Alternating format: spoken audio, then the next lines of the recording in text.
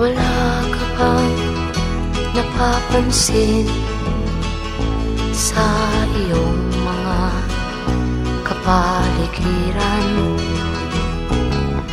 Kay dumi na ng hangin, pati na ang mga ilog natin. Hindi nga masamang pag-unlad at malayo-layo na rin ang ating narating. Ngunit masdan mo ang tubig sa dagat, dati kulay asul, ngayon'y naging itim. Ang mga duming ating ikinalat sa hangin, sa langit, huwag na nating paabutin.